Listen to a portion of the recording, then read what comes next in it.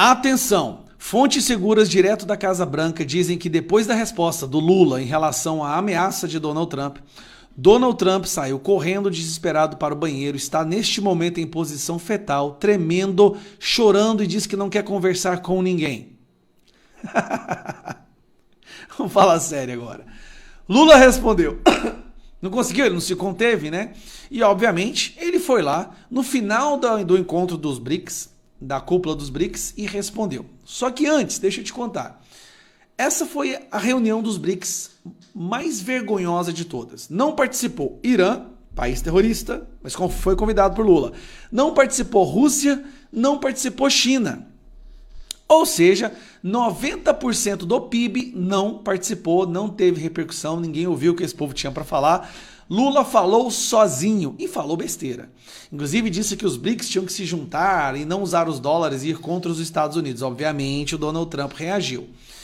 Aí o Lula, o grande Lula, foi lá e respondeu ao post do Donald Trump falando da perseguição do Bolsonaro. Vamos ouvir o que o nosso querido presidente do Brasil, Lula, teve a dizer. Olha, eu não vou comentar essa coisa do Trump e do Bolsonaro. Sabe, eu tenho coisa mais importante para comentar. Não tem coisa mais importante porque ninguém foi no BRICS. Ninguém quer saber o que foi definido no BRICS porque os grandes países não estavam indo. Do que isso?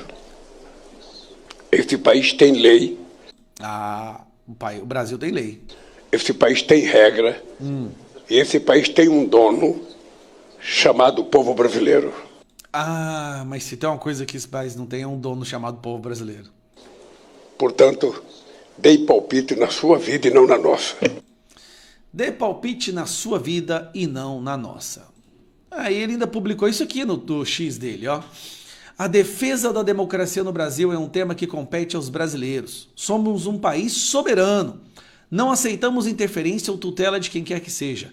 Possuímos instituições sólidas, independentes. Ninguém está acima da lei, sobretudo os que atentam contra a liberdade e o Estado de Direito.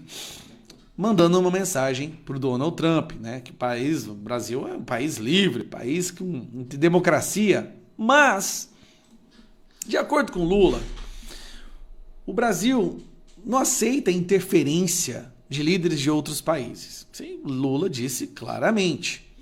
Só que, se nós formos olhar num passado não muito distante, a história é diferente.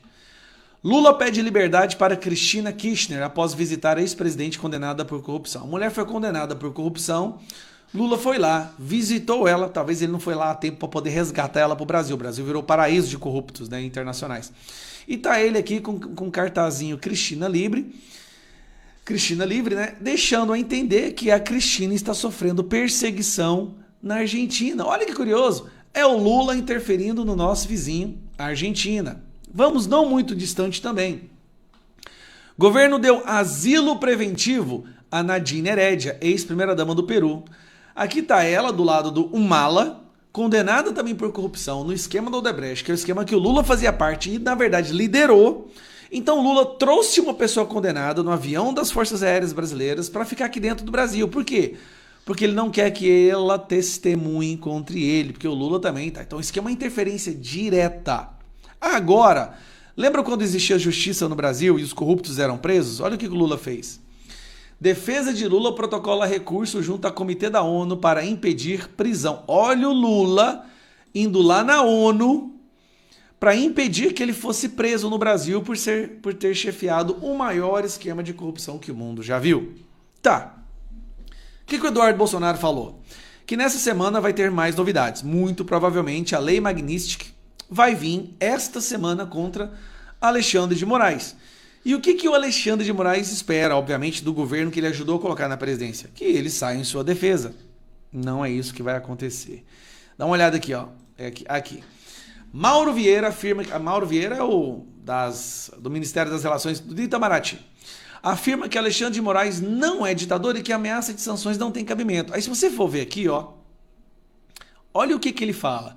O chanceler brasileiro Mauro Vieira afirmou à coluna que, caso o governo norte-americano baixe sanções contra o ministro do Supremo Tribunal Federal, Alexandre de Moraes, o Brasil deve não dar importância, virar as costas e seguir.